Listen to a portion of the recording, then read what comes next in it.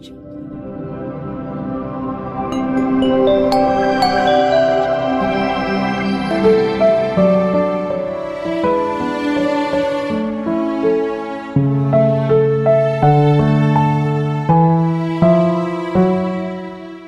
sedharma, terutama yang hadir di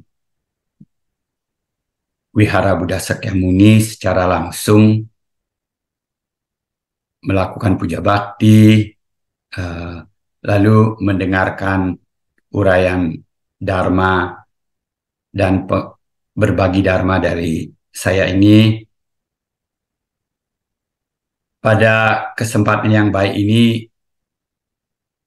saya akan berbagi dharma karena ini adalah bulan akhir tahun 2023, mengingatkan kita, terutama kawan-kawan yang senior, seangkatan saya dan adik-adik muda pada saat itu, ketika kita kurang lebih 31 tahun yang lalu, ya, saya masih ingat kami beberapa umat senior dengan adik-adik muda di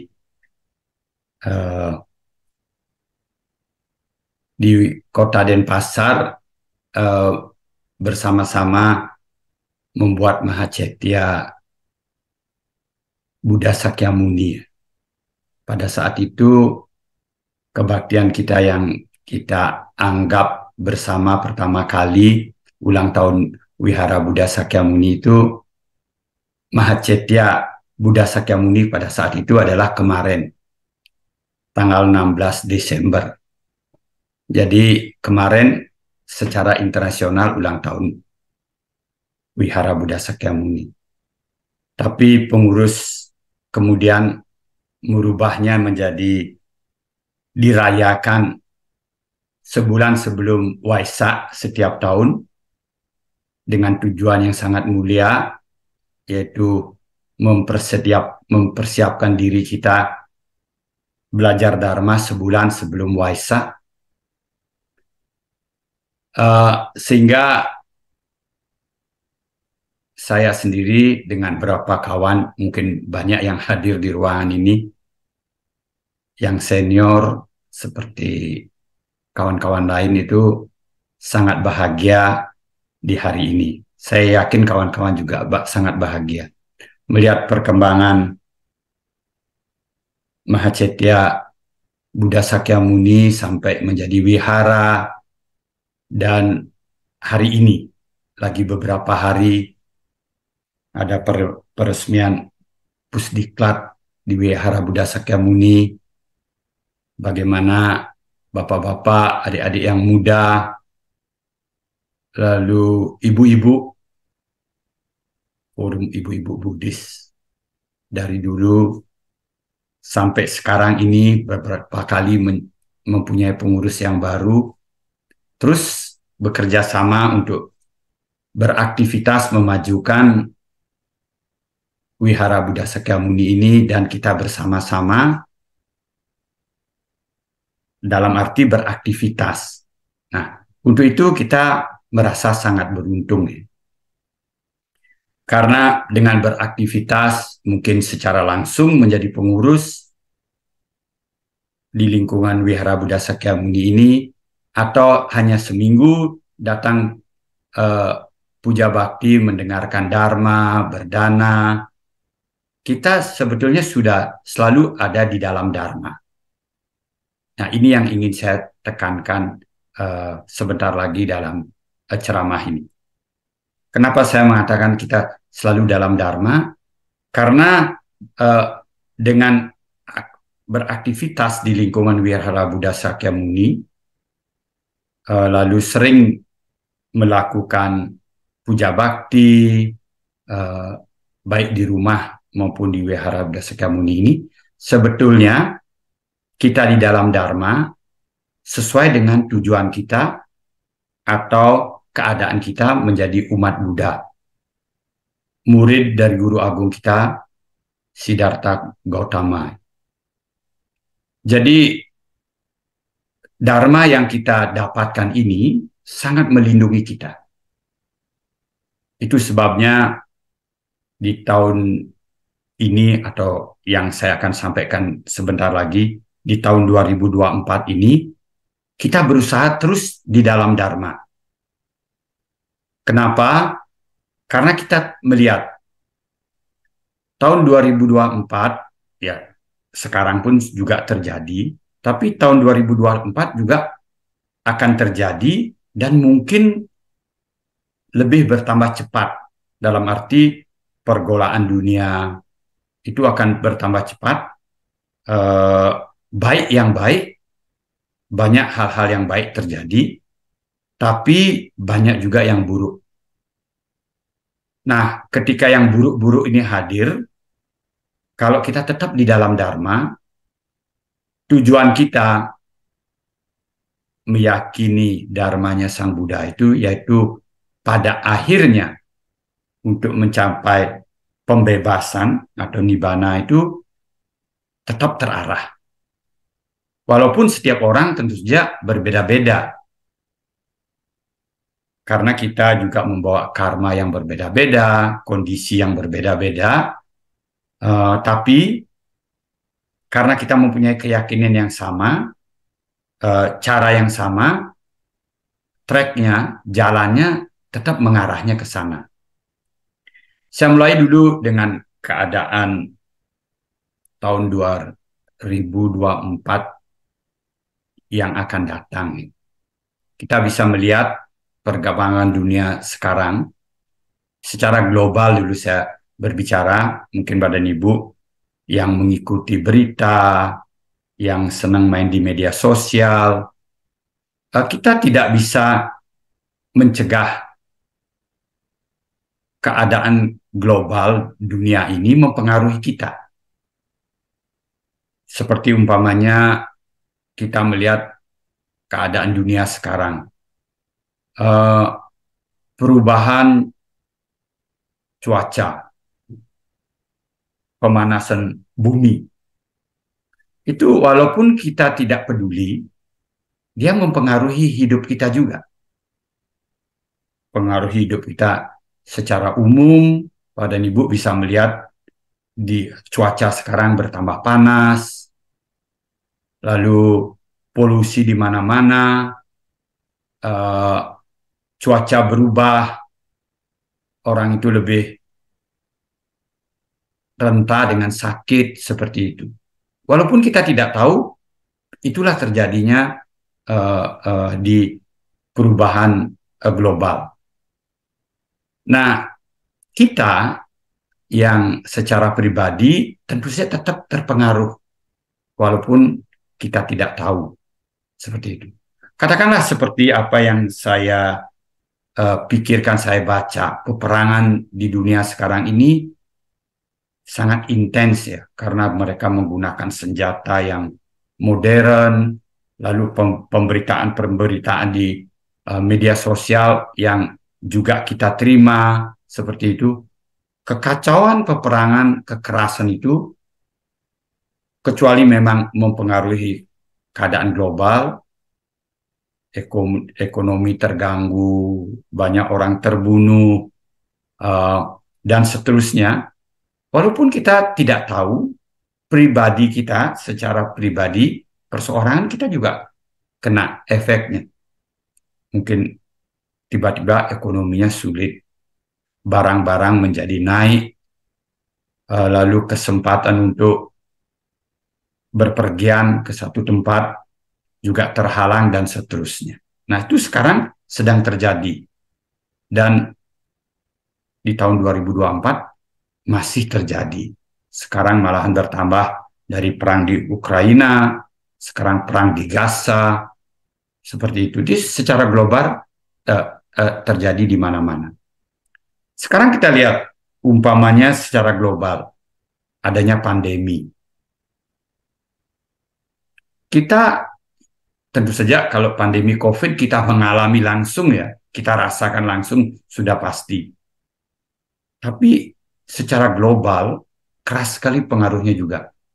Bayangkan karena COVID saja kurang lebih 6 juta orang nih, meninggal dunia. Kita mengalami pandemi COVID sejak kurang lebih 6 juta orang meninggal dunia. Banyak kesedihan terjadi di mana-mana. Keluarga langsung, lalu berkelompok, lalu tentu saja ekonomi juga terjadi perubahan yang sangat besar karena negara harus mengeluarkan uang bertriliun-triliun untuk membeli vaksin dan seterusnya. Perubahan sangat besar terjadi pada diri kita sebagai menyeluruh. Kesehatan kita, kalau kita tidak jaga dengan baik, dia sangat menurun. Riset-riset sekarang membuktikan bagaimana kita yang kena COVID, tahu atau tidak tahu, kemampuan jantung kita berkurang. Banyak sekali organ-organ di tubuh kita terganggu. Kalau kita tidak perhatikan dengan baik, kita tidak perbaiki karena akibat COVID itu. Umpamanya seperti itu. Jadi Bapak dan Ibu, di tahun 2024 itu banyak sekali pengaruh global terjadi. Baik yang baik maupun yang buruk. Umpamanya salah satu lagi mungkin besar pengaruhnya kepada kita, yaitu ilmu pengetahuan artificial intelligence. Itu secara global sangat mempengaruhi. Karena sekarang dengan adanya artificial intelligence, teknologi pengetahuan yang hebat ini, orang akan bisa banyak sekali melakukan hal yang baik. Umpamanya di segi kesehatan. Dengan artificial intelligence memeriksa orang sakit, penyakit orang itu apa, itu dalam hitungan detik yang dulunya kita harus pergi mungkin berminggu-minggu, berbulan-bulan, bertahun-tahun. Sekarang alat itu sedang berkembang. Mungkin 1-2 tahun ini saja kita akan miliki di mana-mana.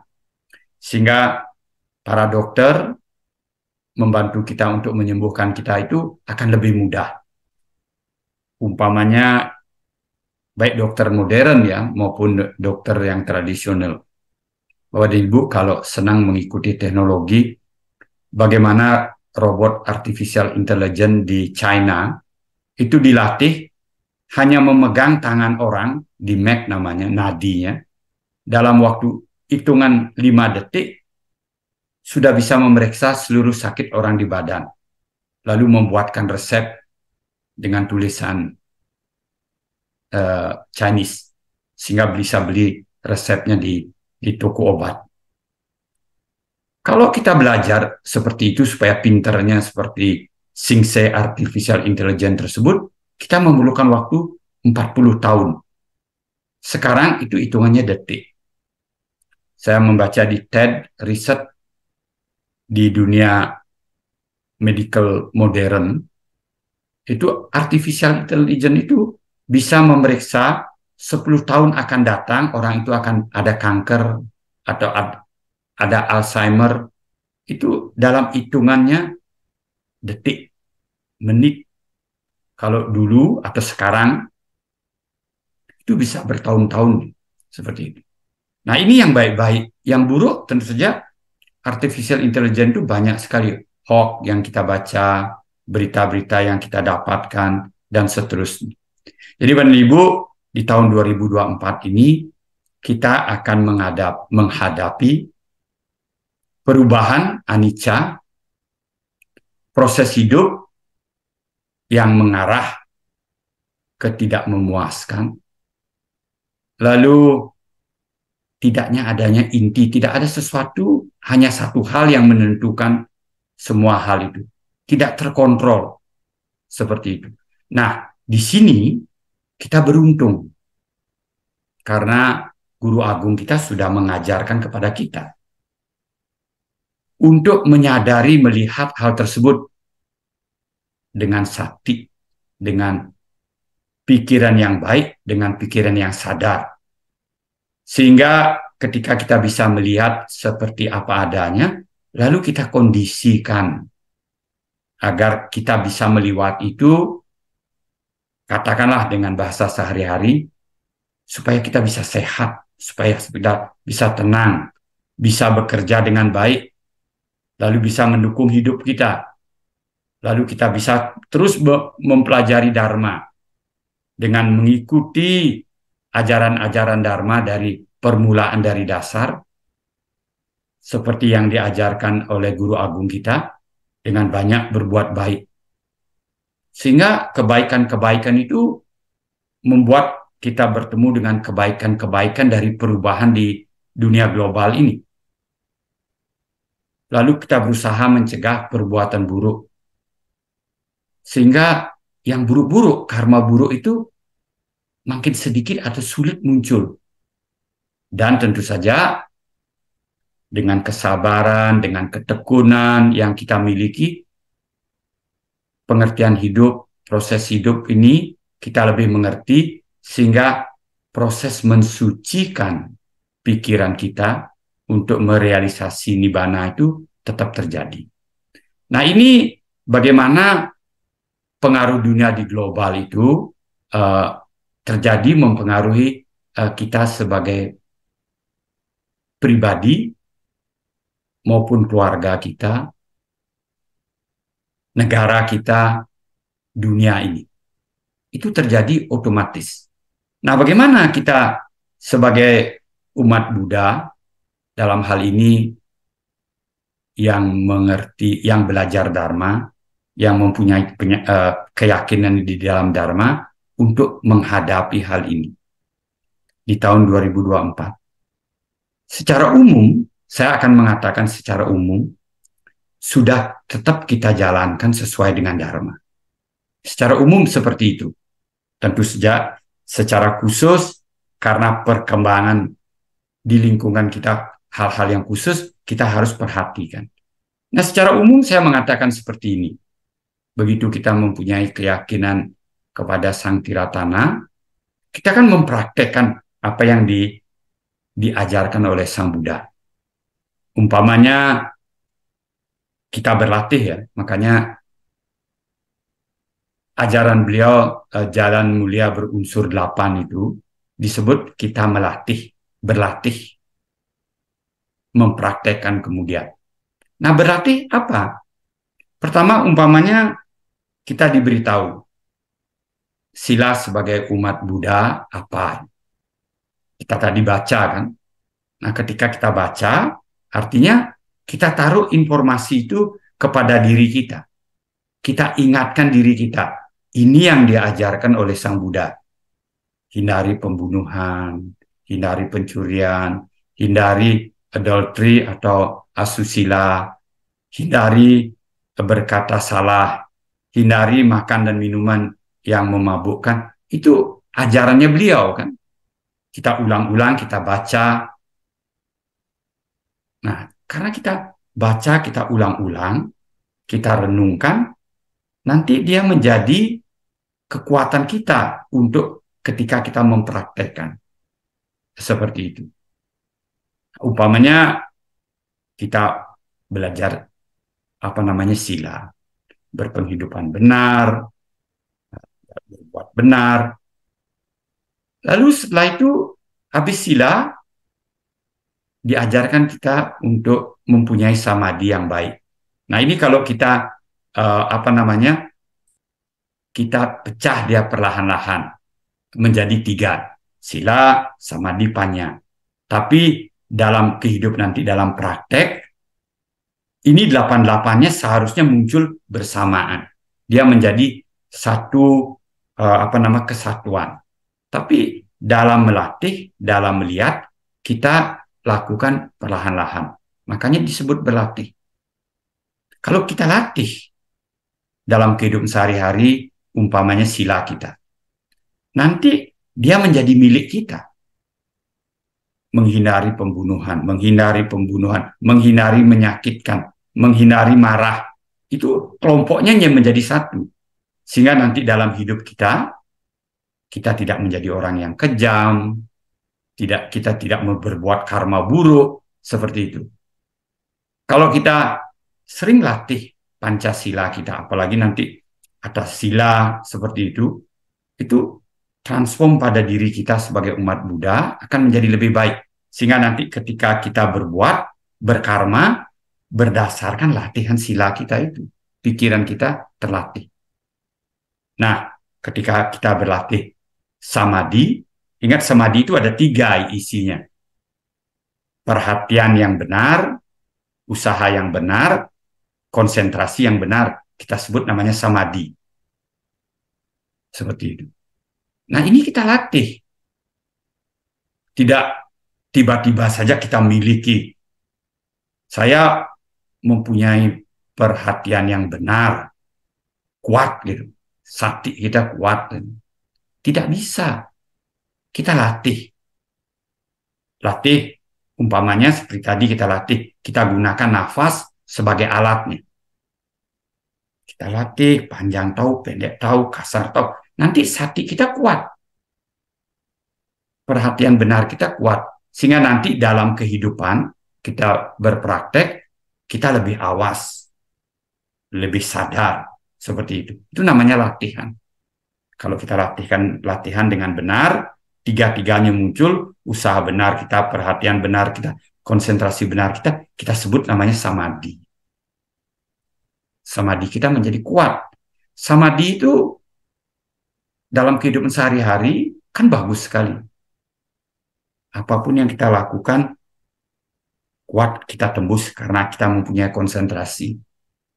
Kalau yang buruk muncul atau mau muncul, kita abaikan. Jadi usaha benar kita bertambah kuat. Ketika kita lakukan dengan sati, dengan perhatian yang baik, sehingga karma yang kita lakukan itu mengarahnya ke kebaikan. Nah, ketika kita lakukan hal ini, kita latihan pengertian-pengertian benar, itu akan muncul bertambah kuat. Tentu saja pikiran benar kita bertambah kuat, yang disebut panya. Yang disebut panya itu adalah ketika pengertian benar dan pikiran benar kita itu muncul bersamaan. Kita sebut panya. Nah, Bapak dan Ibu, caranya melatih bagaimana? Ini yang kita lakukan. Datang ke wihara, bermeditasi bersama, mendengarkan dharma.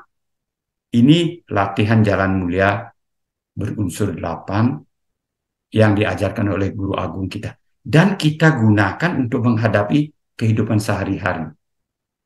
Meliwati kehidupan ini disesuaikan dengan kondisi kita masing-masing. Prioritas kita masing-masing. Tentu saja dengan adanya karma kita yang mendukung masing-masing. Seperti itu. Nah, di zaman tahun 2024 ini, dharmanya Sang Buddha yang saya jelaskan tadi itu manfaatnya banyak. Saya lihat umpama untuk diri kita sendiri sudah pasti bagus ya tadi kita lakukan. Dengan apa yang kita lakukan, membaca parita, kita melatihnya, bermeditasi, lalu mendapat pengertian-pengertian, oh betul ya anicca. Oh ini betul dia berproses terus dia duka. Oh ini betul tidak berinti. Untuk pribadi kita sudah berkembang dengan baik.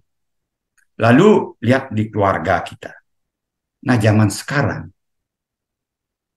di keluarga kita ini berhubungan dengan kehidupan saya sehari-hari.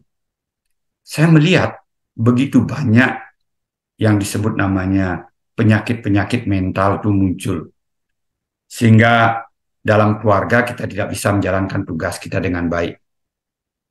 Mungkin orang tua yang mempunyai namanya penyakit panic attack, anxiety, tidak bisa berkonsentrasi, lonely, kesepian, atau anak-anak muda, anak-anak kita yang sibuk bersekolah atau bekerja, mempunyai penyakit stres, anxiety, panic attack, bipolar, dan seterusnya. Karena keadaan global dunia tadi itu, secara langsung maupun tidak langsung.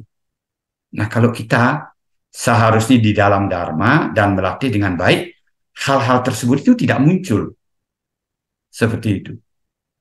Saya banyak melihat umpamanya karena keadaan dunia sekarang, orang tua itu ingin anaknya bahagia. Dari kecil dididik keras, supaya disiplin, supaya sukses, supaya kaya, supaya powerful, mempunyai kekuasaan, dan seterusnya. Itu dunia sekarang. Orang tua yang sibuk, lalu tidak mengerti caranya untuk mengajarkan anaknya, lalu kebetulan karma anaknya pas-pasan, itu anaknya menjadi terbebankan. Kamu harus gini, kamu harus gitu, kamu jelek, kamu harus berusaha lebih keras, kalau tidak, nanti saya ginikan.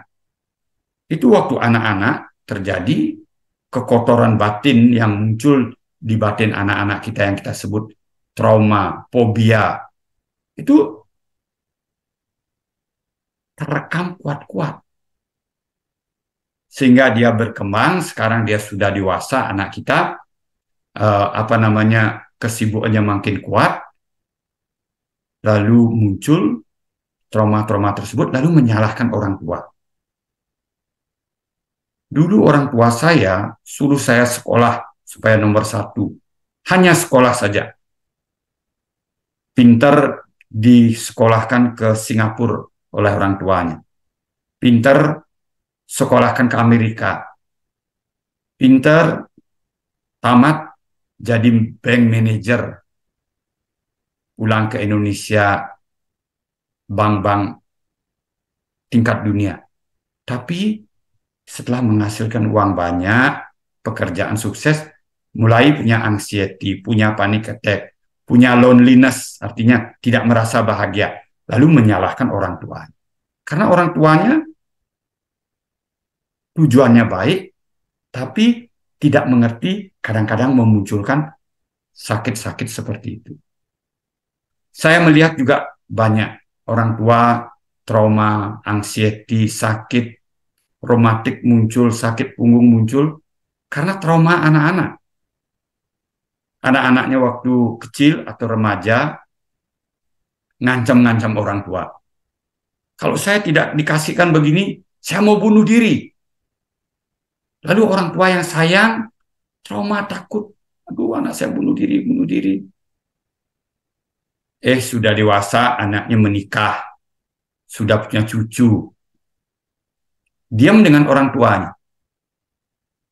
Tapi setiap orang tuanya mendengar ada orang yang mau bunuh diri, di bawah sadar, setengah sadarnya, kekotoran batinnya menimbulkan anxiety, panic attack, lalu menimbulkan sakit-sakit di badan. Jadi trauma atau kekotoran batin itu bisa muncul di mana-mana. Dan kita diajarkan oleh guru agung kita. Nah, kalau kita belajar Dharma, seharusnya kita bisa mengatasi itu, mengurangi itu, mencegah itu. Seperti itu. Saya bisa memberikan begitu banyak contoh di dalam dunia sekarang ini, karena sayangnya orang tua kepada anak menimbulkan ketakutan kepada orang tua ini ketika tua yang sudah kejadiannya lupa terlebih dulu. Nah, ini umpamanya terjadi seperti itu. Ini di lingkungan keluarga kita. Tapi kalau kita mempunyai dharma yang bagus, seharusnya sebagai orang tua, kita bisa bersihkan hal tersebut. Kita lepaskan. Karena anak kita waktu remaja, juga dia belum mengerti. Mungkin dia tidak maksudnya nyakitin orang tua, tapi karena kurang pengertian, dia melakukan seperti itu. Nah, dharma mengobati itu. Trauma dari orang tua atau trauma dari anak-anak, kalau kita praktekkan dengan baik. Dilatih dengan baik. Dijaga silanya dengan baik. Dimunculkan samadinya dengan baik. Lalu pengertian-pengertian yang baik itu akan muncul. Sehingga bisa kita pakai obat untuk menghadapi hidup ini. Jadi, rekan-rekan sedharma, saya harapkan apa yang keberuntungan yang kita peroleh dari Dharma nanti atau mulai sekarang ya, dan seterusnya di tahun 2024 ini kita tetap di dalam Dharma. Dasar ajaran yang diajarkan oleh Guru Agung kita praktekkan. Sehingga dia melindungi kita.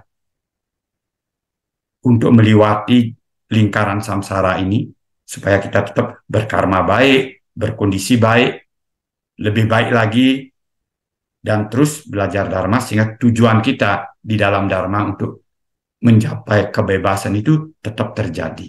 Jangan dilindas oleh keadaan dunia ini yang begitu cepat bergeraknya, sehingga kita menjauhkan diri kita dari Dharma.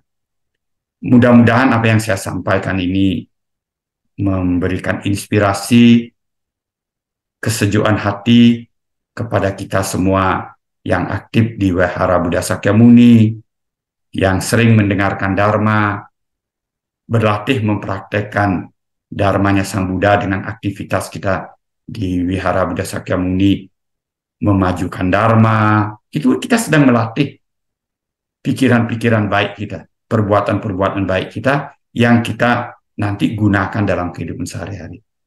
Semoga apa yang saya sampaikan bermanfaat. Sabe sata bawantu sukitata. Semoga semua makhluk hidup berbahagia.